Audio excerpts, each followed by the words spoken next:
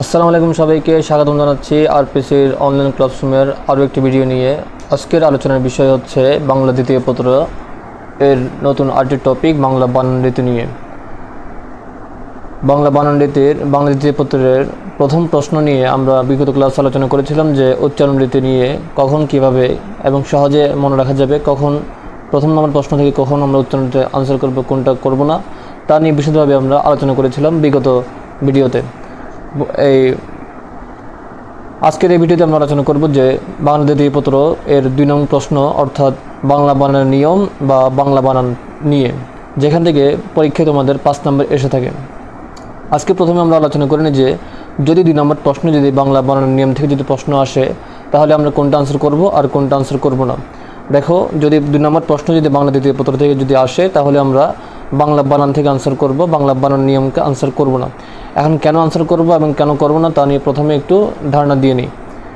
আমরা বিগত ক্লাসে আলোচনা করেছিলাম যে 1 নং প্রশ্নে যখন উচ্চারণ রীতি থেকে যখন প্রশ্ন আসছে তখন আমি বলেছিলাম যে তোমার নিয়ম বা সূত্র থেকে আনসার করার জন্য, এবং বাংলা উচ্চারণ থেকে যদি প্রশ্ন থাকে তাহলে ওটা স্কিপ করার জন্য, কারণ অনেক সময় আমাদের বানানে ভুল হতে পারে।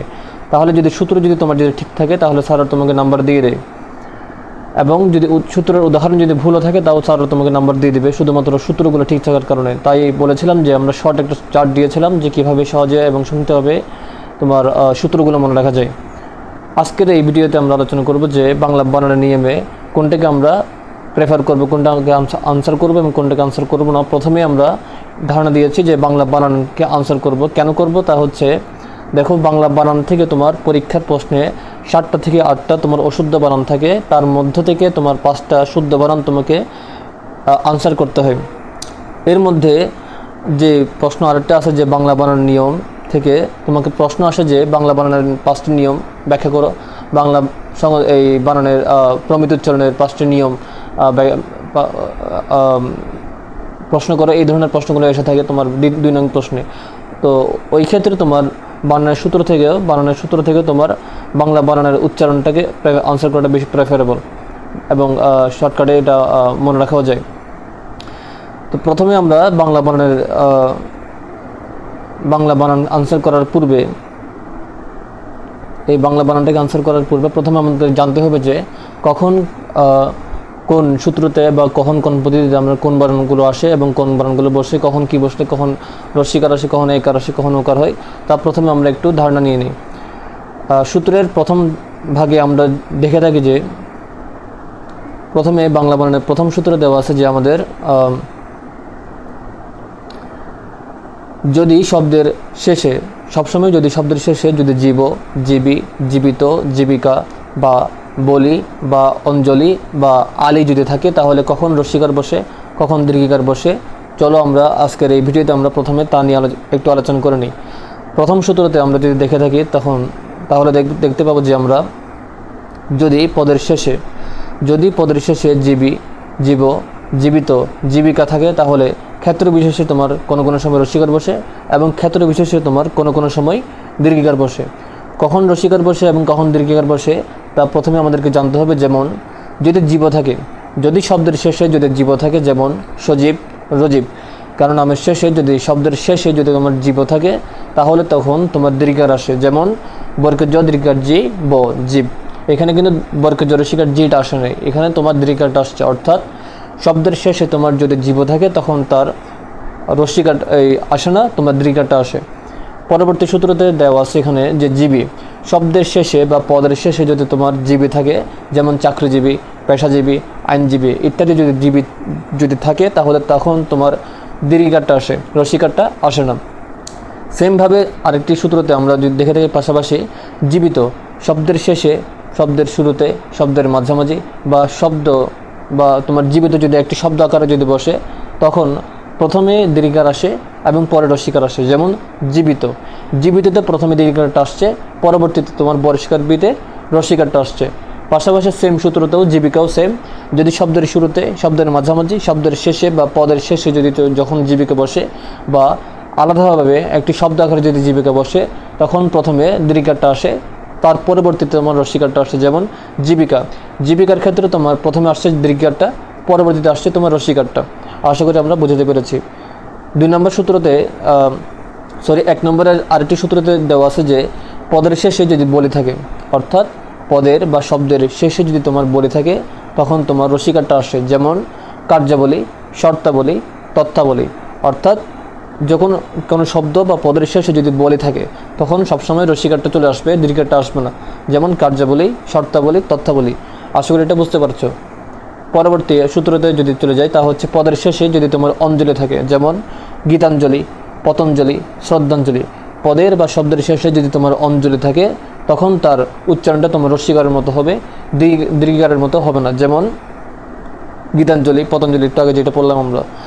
পরবর্তী সূত্রতে চলে আসি আমরা, পদের শেষে যদি আলে থাকে, অর্থাৎ শব্দের বা পদের শেষে যদি আলে থাকে, যেমন খেয়ালি, পুবালি, মিতালি, রূপালি ইত্যাদি ক্ষেত্রে তোমার রস্যিকারটা আসবে, দীর্ঘিকারটা আসবে না। আশা করি আমরা বুঝতে পেরেছি। এছাড়া আরেকটি সূত্র আছে যে এক্সট্রা সূত্র তোমার, যেমন ভাববাচক কিছু শব্দ থাকে, যেমন ইয়ার্কি, মস্কারি, পাগলামি, ফাসলামি।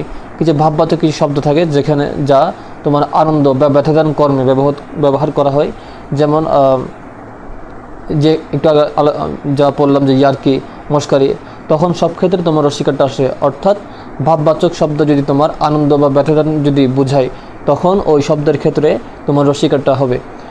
ব্যতিক্রম যে সূত্রটা আসছে তা হচ্ছে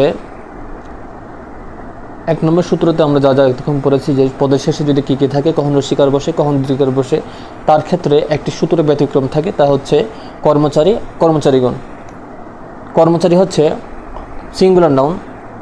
যদি সিঙ্গুলার নাউন আকারে যদি কর্মচারী যদি বসে তখন কর্মচারীর ক্ষেত্রে তোমার রসিকারটা আসে।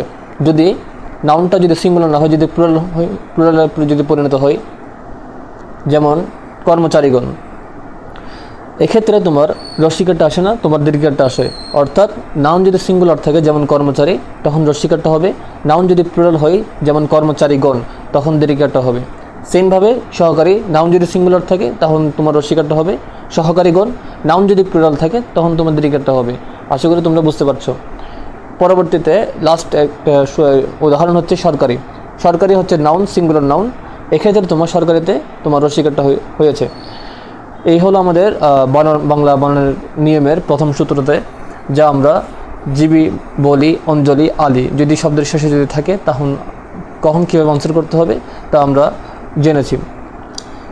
এর মধ্যে কিন্তু আমরা কিছু গুরুত্বপূর্ণ সূত্র যা বা কিছু গুরুত্বপূর্ণ উদাহরণ যা তোমার বাংলা বানানের নিয়মের বা বাংলা বানানের তোমার প্রশ্নের মধ্যে আসে, তা হচ্ছে তোমার কিছু গুরুত্বপূর্ণ উদাহরণ হচ্ছে কার্যাবলী, গীতাঞ্জলি, তথ্যাবলী, রূপালী। এই ধরনের উদাহরণ থেকে তোমার অহরহ প্রতি বছর প্রত্যেকটা বোর্ডে প্রশ্নগুলো রিপিট হয়। আশা করি তোমরা দেখবে এগুলো, যে বুঝে বুঝে পড়বে এবং দেখবে যে কীভাবে তোমার প্রশ্ন আনসার করতে হয়। পরবর্তী বাংলা বানানের পরবর্তী নিয়মে চলে যাই আমরা। যে 2 নম্বর নিয়ম যেটা আসছে এটা হচ্ছে পূর্বাহ্ন।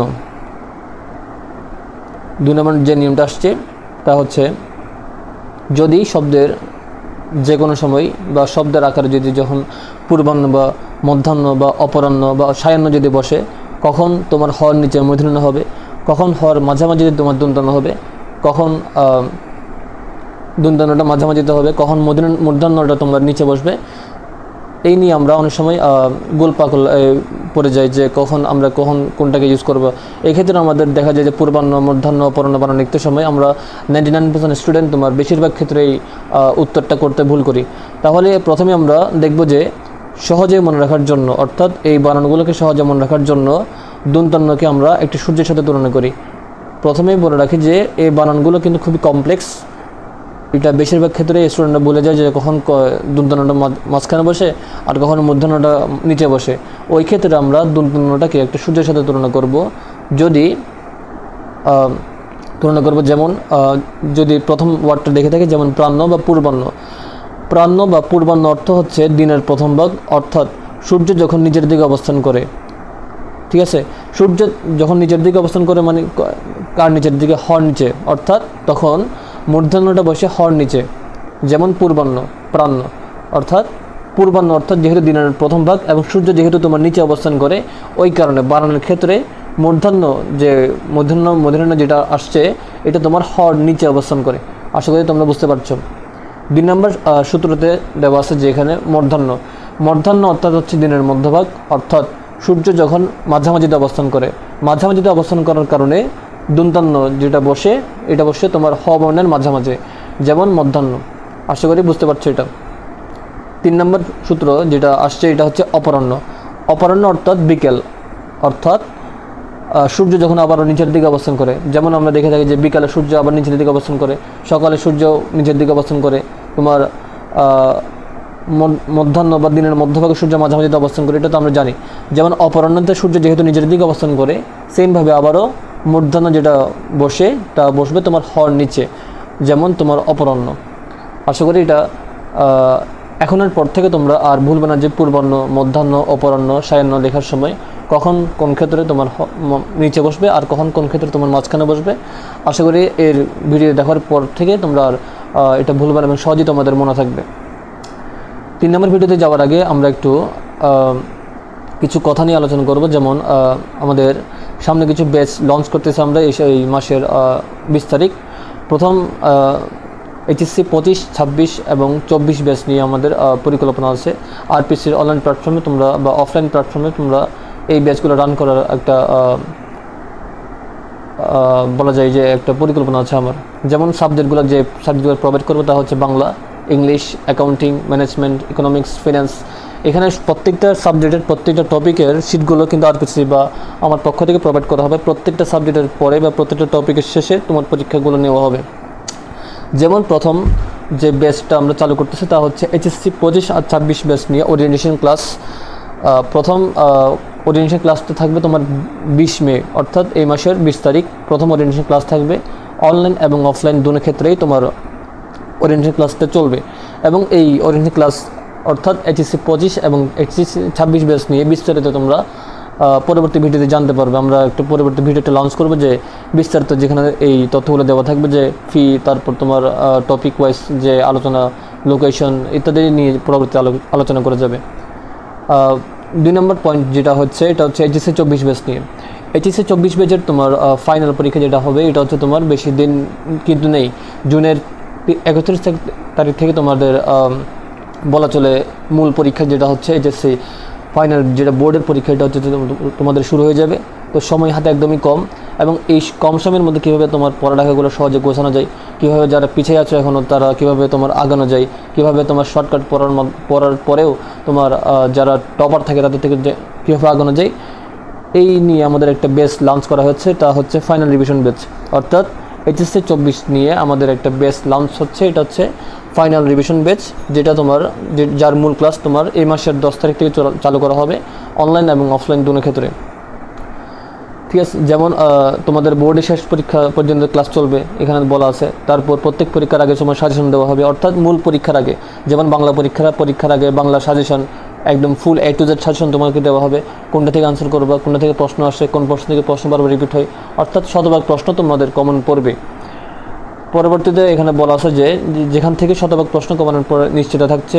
তারপর দেওয়া আছে মূল পরীক্ষার আগে গুরুত্বপূর্ণ সব অধ্যায় শেষ করে দেওয়া হবে, অর্থাৎ তোমাদের 31 তারিখ, জুনের 31 তারিখে তোমাদের যে পরীক্ষাগুলো শুরু হবে তার আগেই তোমাদের Bangla, English, accounting, management, economics and finance নিয়ে যত ধরনের গুরুত্বপূর্ণ অধ্যায়গুলো আছে তা তোমাদেরকে অবজার্ভে নিয়ে আসা হবে এবং তা তোমাদের আয়ত্তের মধ্যে দিয়ে দেওয়া হবে।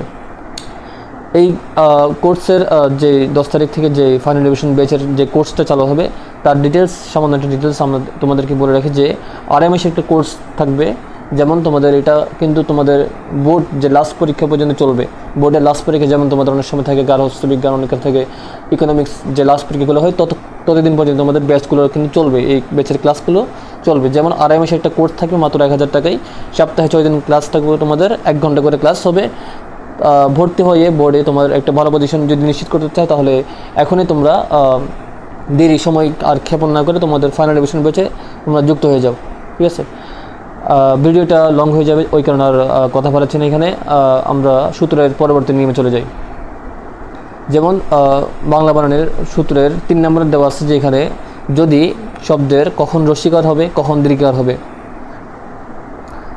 যেমন ভাষা বা জাতির ক্ষেত্রে রস্যিকার হয়, যেমন ইংরেজি, বাঙালি। ব্যতিক্রম হচ্ছে চীন, শ্রীলঙ্কা, মালদ্বীপ। সবসময় মনে রাখবা যে ভাষা বা জাতির ক্ষেত্রে রস্যিকার হবে, ব্যতিক্রম হচ্ছে চীন আর শ্রীলঙ্কা এবং মালদ্বীপ। কিন্তু উক্ত শব্দের ক্ষেত্রে অর্থাৎ যে একটু আগে বললাম ভাষা বা জাতির ক্ষেত্রে যে রস্বীকার হয়, যেমন ইংরেজি, বাঙালি, যদি উক্ত শব্দের ক্ষেত্রে যদি শেষে যদি ইও অর্থাৎ দীর্ঘি আর অন্ত্যেষ্টি যদি যুক্ত হয় শেষে, যেমন বাঙালিও, তারপর ইংরেজিও, তখন তোমার রস্বীকারটা চলে যায় এবং দীর্ঘিকারটা চলে আসে। অর্থাৎ শব্দের মূল, ভাষার মূল শব্দ, জাতির মূল শব্দ যেমন ইংরেজি, বাঙালি যদি আলাদাভাবে যদি বসে তখন রস্বীকার হবে, এবং তার শেষে যদি পদের শেষে যদি তোমার ইও যদি প্রত্যযুক্ত হয় তখন উচ্চারণটা হবে দীর্ঘিকারের মতো। আশা করি তোমরা বুঝতে পারছো। 4 নম্বর সূত্রে চলে আসি আমরা। দূরত্ব কখন রস্বীকার হবে, দূরত্ব কখন দীর্ঘকার হবে। যেমন দূরত্ব বোঝায় না এমন শব্দ রস্বীকার হয়, অর্থাৎ যে শব্দের মধ্যে দূরত্ব বোঝায় না ওই শব্দের ক্ষেত্রে তোমার রস্বীকার হয়। যেমন দুরারোগ্য অর্থাৎ একটা তোমার ডিসিজ অর্থাৎ রোগকে বোঝানো হয়েছে, যে রোগটা তোমার মানে যার কী বলা যায় চিকিৎসা নেই, দুরারোগ্য একটা রোগ। এক্ষেত্রে তোমার এখানে দূরত্বের কোনো ওয়ার্ড কিন্তু নেই এর ওয়ার্ডের মধ্যে, যেমন ওই ক্ষেত্রে তোমার দুরারোগ্যতে রস্বীকারটা আসছে। যেমন দুর্নাম হচ্ছে সুনামের বিপরীত, এখানেও সেম, দূরত্ব বলতে কোনো কিছু বোঝায় নেই, ওই কারণে তোমার এখানে দুর্নামে রস্বীকারটা আসছে। যেমন দুর্দান্ত সেম, একটা পারফরমেন্সের একটা এক্সেলেন্সি বুঝাইছে, ওই কারণে এখানে তোমার দূরত্বের কোনো কি নেই, কোনো অর্থ বোঝায় নেই, ওই কারণে এখানে রস্বীকারটা আসছে। যেমন দুর্ঘটনার সময় সেম, এখানেও কোনো দূরত্ব বোঝাইছে এমন কোনো অর্থ কিন্তু এখানে নেই। অর্থাৎ দুরারোগ্য, দুর্নাম, দুর্দান্ত, দুর্ঘটনা, এক্ষেত্রে তোমার রস্বীকারটা আসছে। এবং যে ওয়ার্ডের ক্ষেত্রে তোমার দূরত্ব বোঝায়, যেমন দূরবর্তী, অদূর, দূরবীক্ষণ, এক্ষেত্রে তোমার দীর্ঘকার আসে। যেমন দূরে তোমার দীর্ঘকারটা আসছে এই কারণে যে দূর ওয়ার্ডটা তোমার একটা ডিস্টেন্সকে বুঝাইছে, যেমন দূরত্বকে বুঝাইছে। যেমন দূরবর্তী সেম, এখানেও সেম একটা ডিস্টেন্সকে বুঝাইছে। যেমন অদূর সেম, এখানে ডিস্টেন্সকে বুঝাইছে। যেমন দূরবীক্ষণ এখানে দূরবীক্ষণের কাজ কি, আমাদের দূরের জিনিসটি কাছে এনে দেখা, ওই এখানে তোমার ডিস্টেন্সটা আসছে। অর্থাৎ দূরত্ব যদি যে কোনো ওয়ার্ডে যদি দূরত্ব বোঝায় ওই ক্ষেত্রে তোমার দীর্ঘকারটা আসে, এবং যদি না বোঝায় তখন তোমার রস্বীকারটা হয়। আশা করি এটা তোমরা বুঝতে পারছো। 5 নম্বর যে পয়েন্ট, এটা হচ্ছে শব্দের কখন তোমার বিদেশি আর দেশি ওয়ার্ড যখন হয় তখন তোমার কখন কম ক্ষেত্রে কি ওয়ার্ড উচ্চারণ করা হবে। যেমন বিদেশি শব্দের ক্ষেত্রে সাধারণত মূর্ধন্য দীর্ঘিকার হয় না। অর্থাৎ বিদেশি শব্দ বলতে কি বোঝায়, অর্থাৎ বাঙালির মূল শব্দ, যেমন বিভিন্ন ধরনের শব্দ থাকে বাঙালির মূল শব্দ থেকে, যা বিদেশি শব্দ, যা বিদেশ থেকে আমরা বিদেশি বিভিন্ন সংস্কৃতি বলো বা বিদেশি বিভিন্ন কি বলে পারিভাষিকতার ভিত্তিতে যা শব্দগুলো তোমার বিদেশ থেকে, যেমন পর্তুগিজ, ইংরেজিও, তারপরে স্পেনীয়, তারপরে তোমার মঙ্গোলীয়, যে শব্দগুলো তোমার আমাদের সাথে তোমার অ্যাটাচ হয়ে আমাদের সংস্কৃতির সাথে যুক্ত হয়েছে, এগুলোকে তোমার বিদেশি শব্দ বলে। এই বিদেশি শব্দে সাধারণত মূর্ধন্য দীর্ঘিকার এবং দীর্ঘিকারটা হয় না। যেমন একাডেমি হচ্ছে একটা বিদেশি শব্দ, অর্থাৎ একাডেমিটা হচ্ছে ইংরেজি একটা শব্দ যা বিদেশি শব্দ হিসেবে পরিগণিত, এবং এক্ষেত্রে তোমার দীর্ঘিকারটা আসে না। একাডেমিতে তোমার উচ্চারণটা হচ্ছে তোমার বানানো আসছে কি রস্বীকার। এখানে একাডেমিতে তোমার বিতে তোমার দীর্ঘিকারটা হয় না, এখানে হয়েছে রস্বীকার, কারণ এটি একটি বিদেশি শব্দ। সেমভাবে স্টুডিওতে S2তে তোমার আসছে দন্তেশ্বইট, এখানে কিন্তু মদিনেশ্বর আসে নাই, কারণ এটা একটা বিদেশি শব্দ। সেম স্টাফ একটা তোমার ইংরেজি শব্দ, এখানেও সেম স্টাতে তোমার আসছে দন্তাস্য, এখানে মদিনেশ্বরটা আসে নাই। সেমভাবে হচ্ছে স্টেশনের সেম, তোমার যেহেতু বিদেশি একটা শব্দ, ইংরেজি একটা শব্দ, ওই কারণে তোমার এখানে মদিনেশ্বরটা আসে নাই, এখানে আসছে তোমার দন্তাস্যটা। আশা করি তোমরা বুঝতে পারছো। সেমভাবে দেশি শব্দ যেটা আমরা লিখে নেই, এটাও সেম, যদি দেশি শব্দ যদি হয় তাহলে তোমার মদিনান্য দীর্ঘিকারটা হয়। অর্থাৎ দেশি শব্দে এই শব্দগুলো ব্যবহার হয় এবং বিদেশি শব্দে এই শব্দগুলো ব্যবহার, অর্থাৎ এই বর্ণগুলোর ব্যবহার হয় না। আশা করি তোমরা বুঝতে পারছো বিষয়গুলো। তাহলে পরবর্তী ভিডিওতে চলে যাই আমরা, পরবর্তী সূত্রতে চলে যাই। যেমন 6 নম্বর সূত্রে যেটা বলা আছে যে যদি শব্দের যে কোনো একটা শব্দের কখন আমরা মদিনাস্য বসাবো, কখন আমরা দন্তাস্য বসাবো। যেমন একটু আগে আমরা আলোচনা করবো স্টুডিওতে তোমার S2 তোমার দন্তাস্য আসছে কখন, বিদেশি শব্দের ক্ষেত্রে। তো যখন শব্দ যদি দেশি হয় তখন এটা মূর্ধন্য আসে। সেমভাবে বিভিন্ন অনেক ক্ষেত্র থাকে, কখন তোমার মূর্ধন্য বসে, কখন তোমার দুন্দাস্য বসে। এই জিনিসগুলো জানা খুবই গুরুত্বপূর্ণ যদি বাংলা বানানের তোমার পাশাপাশি যদি আনতে চাও বা জানতে চাও। যেমন প্রথমে দেওয়া আছে যে সরি ও সারিয়ার পরে দুন্দাস্য হয়, অর্থাৎ যেমন পুরস্কারে যে দুন্দাস্যই ক যেটা আসছে তার আগে কিন্তু একটা র আসছে, ঠিক আছে। রর সাথে কিন্তু তোমার উজ্জ্বল হবে, অর্থাৎ হিডেনলি তোমার রর সাথে একটা সরিয়ে যুক্ত আছে, অর্থাৎ পুরস্কারে তোমার দ্বন্দ্বেশ্বর আগে কি আসছে, এখানে এই শরীর আসছে। যদি দ্বন্দ্বেশ্বর আগে যদি সরিয়ে বা দ্বন্দ্বেশ্বর আগে যদি সারিয়া থাকে তখন তোমার উচ্চারণের ক্ষেত্রে তোমার মূর্ধন্যটা আসে না, তখন বাংলা উচ্চারণ বানানোর ক্ষেত্রে তোমার দ্বন্দ্বেশ্বরটা হয়। যেমন পুরস্কার, বয়স্ক, নমস্কার, তিরস্কার। এখানে সবসময় সব ক্ষেত্রে দ্বন্দ্বেশ্বর আগে যে ওয়ার্ডটা আসছে ওই ওয়ার্ডের সাথে শরীরটা যুক্ত আছে, এবং শরীরের পরে যদি একটা ওয়ার্ড যদি হয় তখন তার সাথে তোমার দ্বন্দ্বেশ্বরটা বসে, কখনো মূর্ধন্যটা বসবে না। তাহলে কখন মূর্ধন্যটা বসে? সেমভাবে যদি শব্দের আগে যদি মূর্ধন্যর আগে যদি রস্যি দীর্ঘি বা রস্যাও দীর্ঘাও বা এ ওই বা ও যদি থাকে তখন তার ক্ষেত্রে তোমার তখন কিন্তু দ্বন্দ্বেশ্বরটা আসে না, তখন মূর্ধন্যটা আসে। যেমন আবিষ্কার, আয়ুষ্কাল, উষ্ম। অর্থাৎ এই ক্ষেত্রে তোমার দ্বন্দ্ব বা মূর্ধন্যের আগে একটা রস্যিকার আসছে, একটা রস্যকার আসছে, অর্থাৎ এই ক্ষেত্রে তোমার কি হবে? দ্বন্দ্বটা আসবে না। যদি তোমার শরীর ছাড়া যে ওয়ার্ডগুলো আসছে তা যদি আসে তখন তোমার দ্বন্দ্বটা আসে না, তখন তোমার মূর্ধন্যটা হবে। এক্ষেত্রে একটু ব্যতিক্রম আছে, যেমন যদি কোনো শব্দ যদি দ্বন্দ্বশয় ত থাকে, যদি কোনো শব্দের ক্ষেত্রে যদি দ্বন্দ্বশয় সেম আবার কোনো ক্ষেত্রে যদি দ্বন্দ্বশয় প থাকে, আবার কোনো ক্ষেত্রে যদি দ্বন্দ্বশয় ফ থাকে, তখন কিন্তু এই ক্ষেত্রে মূর্ধন্যটা হবে না। যেমন একটু আগে আমরা জানলাম যে আবিষ্কারের ক্ষেত্রে কিন্তু তোমার প্রথমে যেহেতু রস্যিকার আসছে বরিষ্কার বি, তারপরে কিন্তু তোমার মূর্ধন্যটা আসছে। কিন্তু ব্যতিক্রম সূত্রতে দেওয়া আছে যে যদি কোনো শব্দ যদি তোমার দ্বন্দ্বশয় ত থাকে, অর্থাৎ যদি কোনো শব্দ যদি দ্বন্দ্বস্বর ত থাকে তখন কিন্তু তোমার মূর্ধন্যটা আসে না। যেমন নিস্তব্ধতা কিন্তু তোমার এই মূর্ধন্য আসার কথা ছিল, কিন্তু এখানে মূর্ধন্যটা হয়নি। কেন হয়নি? কারণ এখানে তোমার শব্দের ক্ষেত্রে একটা দ্বন্দ্বস্বর ত আছে, অর্থাৎ যে ব্যতিক্রম যে সূত্রগুলো আসছে তার মধ্যে তোমার এই ওয়ার্ডগুলো আসছে। যদি এই চারটি ওয়ার্ড যদি এই চারটি বর্ণ যদি এসে থাকে তখন ওই ক্ষেত্রে তোমার কখনো মূর্ধন্যটা আসবে না। যদি আসার কথা থাকেও তাও আসবে না, তখন এক্ষেত্রে সবসময় কি আসবে? দ্বন্দ্বটাই হবে। আশা করি এটা বুঝবে তোমরা। 7 নম্বর পয়েন্ট চলে যাই আমরা। যদি পূর্ণ কখন বসে, এবং আরেকটা হচ্ছে পূর্ণ। সহজে মনে রাখার উপায় হচ্ছে যদি পূর্ণ শব্দটি সবসময় দীর্ঘকার হবে এবং এটি সবসময় মূর্ধন্য যোগে ব্যবহৃত হয়, অর্থাৎ পূর্ণতে সবসময় পর নিচে বা যেখানে বসুক পর নিচে তোমার দীর্ঘকার হবে, এবং পূর্ণ ওয়ার্ডটা সবসময় মূর্ধন্যের সাথে অর্থাৎ মূর্ধন্যের সাথে যুক্ত হবে। যেমন পূর্ণরূপ, এখানে পূর্ণরূপের ক্ষেত্রে তোমার পর নিচে কিন্তু দীর্ঘকার আসছে এবং এরপরে একটা মূর্ধন্য আসছে, অর্থাৎ মূর্ধন্য যুক্ত হয়েছে। যেমন পূর্ণমান সেম, সম্পূর্ণ সেম, পরিপূর্ণ সেম। অর্থাৎ পূর্ণ ওয়ার্ডটাতে তোমার দীর্ঘকার আসবে এবং এটি মূর্ধন্য যোগে ব্যবহৃত হবে। এবং পূর্ণতে একটু ডিফারেন্ট আছে, পূর্ণ শব্দটি রস্যকার যোগে ব্যবহৃত হবে এবং যে কোনো শব্দের সাথে ব্যবহার করা যাবে। যেমন পূর্ণ পরীক্ষার ক্ষেত্রে পূর্ণ ওয়ার্ডটাতে নিচে আসছে রস্যকার পূর্ণ এবং তারপর আসছে তোমার প, অর্থাৎ যে কোনো একটা ওয়ার্ডের সাথে ব্যবহার করা যায়। সেম পুনর্নির্মাণ, সেম পূর্ণতে নিচে আসছে তোমার পূর্ণতে নিচে আসছে তোমার রস্যকার, তাহলে পুনর পর আসছে তোমার দ্বন্দ্বনস্কার নি, অর্থাৎ দ্বন্দ্ব আসছে ব্যঞ্জনে, অর্থাৎ যে কোনো শব্দের সাথেই কী করা যাবে? ব্যবহার করা যাবে। তাহলে এটা আমরা বুঝবো যে পূর্ণতে আসে দীর্ঘকার এবং মূর্ধন্য, পূর্ণতে আসছে রস্যকার এবং যে কোনো একটা ব্যঞ্জন। আশা করি এটা বুঝতে পারছো তোমরা। লাস্ট আরেকটি সূত্রতে চলে যাই আমরা। এটি হচ্ছে কোণ বা কোণ। কখন আমরা কোণ বসাবো, কখন আমরা কোণ বসাবো, অর্থাৎ কখন আমরা মূর্ধন্য বসাবো, কখন আমরা দন্তন্য বসাবো, তা প্রথমে আমরা অর্থ আকারে জেনে নিই।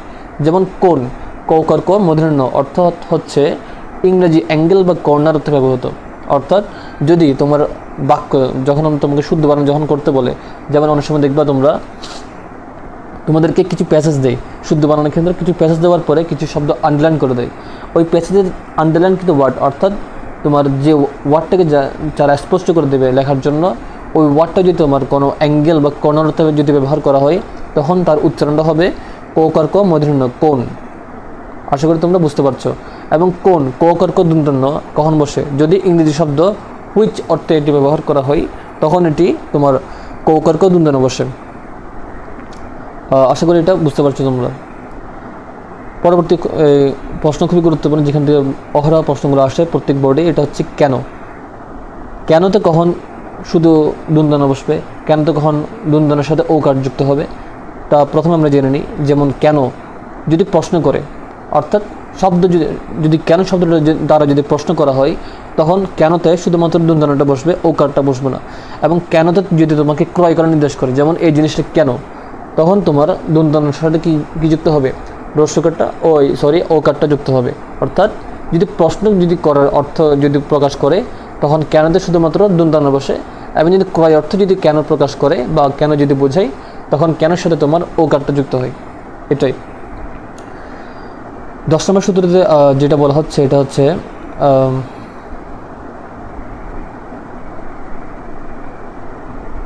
কখন তোমার তৈরিতে তোমার রস্যিকার হবে, বানানোর নিয়মটা। আর তৈরিতে আমরা অনেক সময় তোমার অনেক ক্ষেত্রে ছোটোবেলা থেকে আমাদের ভুলবশত বলা যায় যে তৈরিতে আমরা অনেক সময় দীর্ঘার দিয়ে দিই। এখানে সবচেয়ে মনে রাখবো যে তৈরিতে কখনো তোমার দীর্ঘারটা হবে না, তৈরি ওয়ার্ডই সবসময় তোমার রস্যিকারটাই হবে। অর্থাৎ কেন হবে তা প্রথমে জেনে নিই। যেমন তৈরিতে অকার তৈ র দীর্ঘার রি, এর কোনো তোমার কি নেই, সোর্সের কোনো ওয়ার্ড নেই, অর্থাৎ কোন ওয়ার্ড থেকে তাই উদ্ভূত এর কোনো তোমার পুক্ত কোনো ইতিহাস নেই। কিন্তু তৈরির ক্ষেত্রে কিন্তু আসে, যেমন তয়কার তৈ রসিকার রি, এই ক্ষেত্রে কিন্তু এই ওয়ার্ডটা আসছে তোমার আরবি শব্দ তৈয়ার থেকে। অর্থাৎ তৈয়ার থেকে তোমার তৈরি যেহেতু উদ্ভূত হয়েছে, যেহেতু এটার একটা পোক্ত একটা ইতিহাস আছে, ওই কারণে তৈরি ওয়ার্ডটা অর্থাৎ রসিকার রি ওয়ার্ডটা হচ্ছে কারেক্ট। রদ্রিকার রি যদি দাগায় তা হচ্ছে ভুল। এটা আমরা মনে রাখবো যে তৈরি ওয়ার্ডের ক্ষেত্রে সবসময় তৌকার তৈ রসিকার রি হবে, তৈরি হবে, তৈরি দীর্ঘার কখনোই হবে না। 11 নম্বর সূত্রে চলে আসি আমরা। রেফের পরে কোনো ব্যঞ্জন কি করা হয় না, দিতে করা হয় না। অর্থাৎ কার্যালয়ের ক্ষেত্রে যদি আমরা রেফের পরে, যেমন কার্যালয়, যেমন একটু আমরা জুম করে দিই,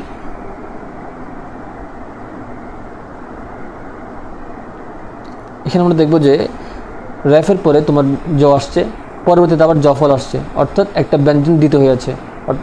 এবং যদি র্যাফ থাকে তখন এই সূত্রতে বলা হয়েছে যে কি র্যাফ থাকার পরে কিন্তু কোনো ব্যঞ্জন কী করা হবে না, দিতে করা হবে না। অর্থাৎ এই কার্যালয়ের এই বানানটা কিন্তু ভুল, এই বানানটা কিন্তু কি আছে, এখানে ভুল আছে। এই বানানটা সঠিক বানান কি, এইটা যে কার্যালয় র্যাফের পরে আসছে এবং পরবর্তীতে আবার জফলটা আসে নাই, অর্থাৎ কোনো ব্যঞ্জন দিতে করা হয় নাই এবং এই বানানটা কি কারেক্ট। সেমভাবে সৌন্দর্য তো সেম, র্যাফের পরে তোমার আসছে আবারও জফলও আসছে, অর্থাৎ এই বানানটা ভুল, যা আমরা সচরাচর কী করে থাকি, লিখে থাকি সে সৌন্দর্যতে লাস্টে আমরা জফল যুক্ত করি, এই বানানটা হচ্ছে ভুল। সঠিক বানান হচ্ছে তোমার সৌন্দর্য, অর্থাৎ র্যাফের পরে পরে কোনো জফল আসেনি এবং সূত্র হচ্ছে র্যাফের পরে কোনো ব্যঞ্জন কী করা হয় না, দিতে করা হয় না, এটাই হচ্ছে নিয়ম। 12 নম্বর সূত্রে চলে যাই আমরা। এটি হচ্ছে কখন শব্দের ক্ষেত্রে রস্যকার বসে অনুতে এবং কোন শব্দের ক্ষেত্রে দীর্ঘকার বসে। যেমন অনুর, অনুপ, অনুর্ধ্ব, অনুদিত শব্দে সরীয় দন্তন্য দীর্ঘকার নু বসে। এখানে দীর্ঘকার বসে কোন কোন শব্দের ক্ষেত্রে? অনুর, অনুপ, অনুর্ধ্ব, অনুদিত, এই শব্দের ক্ষেত্রে তোমার দীর্ঘকারটা বসে, বাকি সব ক্ষেত্রে তোমার রস্যকারটা বসে, এটা মনে রাখবে। তাহলে 13 নম্বর ওয়ার্ডে সেমভাবে কখন তোমার শব্দের ক্ষেত্রে নূর শব্দের ক্ষেত্রে কখন তোমার রস্যকার বসে, কখন দীর্ঘকার বসে। যেমন নূরমহল, নূপুর, নূতন। যেমন নূতন ওয়ার্ড একটা আসছে, আমরা নতুন মনে করি, এটা নতুন না, এটা হচ্ছে নূতন। নূতন, ন্যূনতম, এই শব্দের ক্ষেত্রে তোমার দন্তন্যের সাথে দীর্ঘটা আসে। যেমন এই 4টা ওয়ার্ডই মনে রাখতে যথেষ্ট, যে নূরমহল, নূপুর, নূতন, ন্যূনতম, এই শব্দের ক্ষেত্রে শুধুমাত্র কী বসে, নূর সাথে কী বসে, দীর্ঘটা বসে। বাকি সব ক্ষেত্রে কী বসে, দন্তন্য রস্যকার নু বসে, অর্থাৎ বাকি সব ক্ষেত্রে রস্যকারটা আসে। সেমভাবে যদি দেখে থাকি আমরা 14 নম্বর সূত্রটা,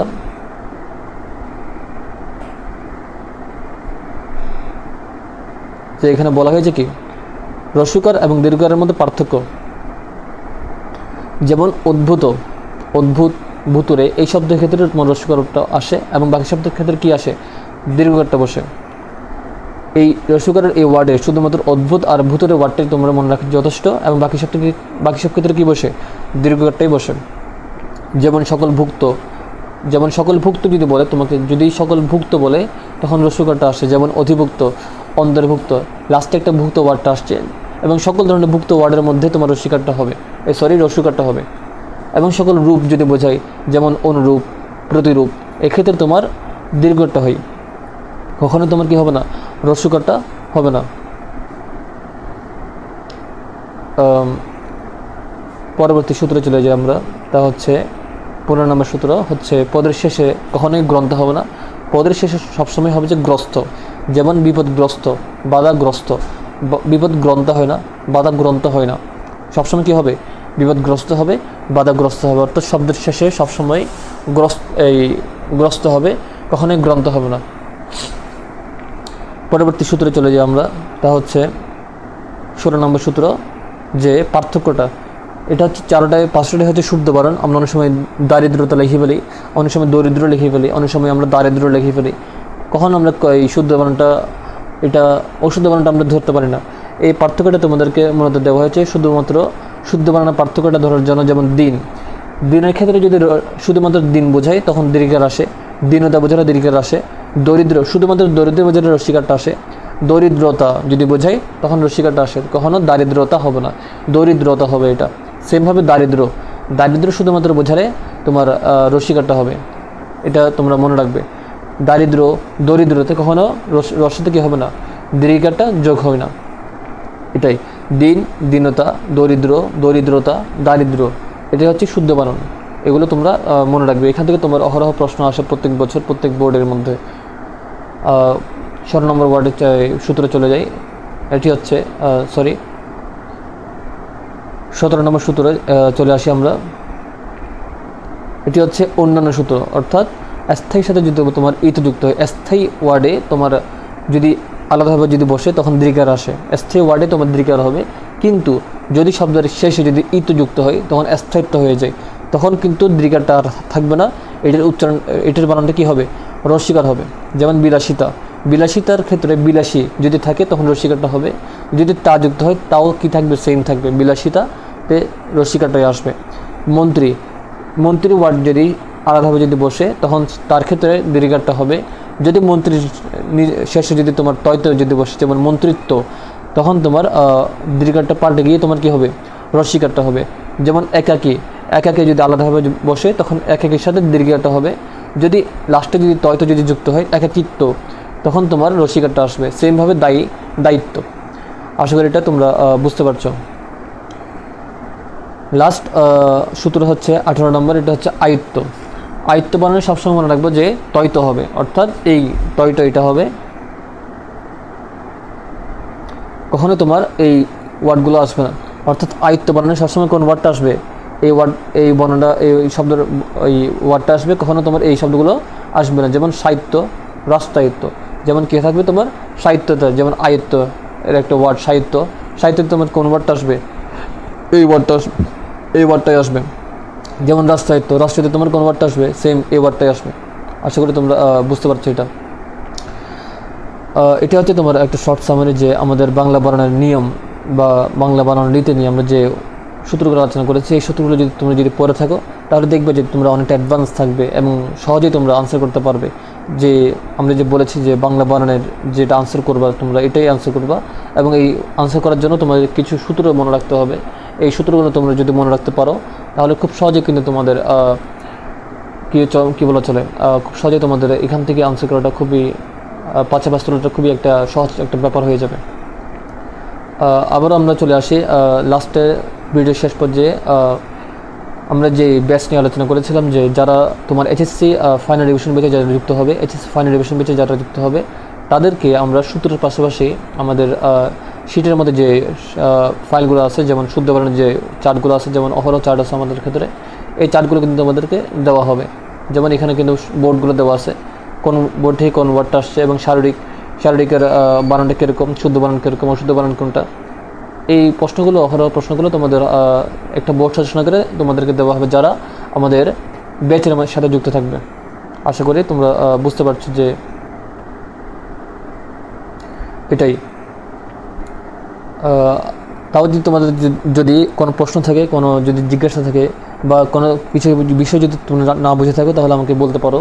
আমার ফেসবুক পেজ আছে এবং ফেসবুক আইডি আছে বা ইউটিউব চ্যানেল আছে, তা কমেন্ট করতে পারো বা আমার মোবাইল নাম্বার আমার সাথে যোগাযোগ করতে পারো। ভিডিও এই পর্যন্তই। তোমাদের সাথে দেখা হবে আরেকটি ভিডিও, আরেকটি নতুন একটা টপিক নিয়ে। ততক্ষণ পর্যন্ত সবাই ভালো থাকবে, সুস্থ থাকবে। সবার সাথে দেখা হবে। আল্লাহ হাফেজ।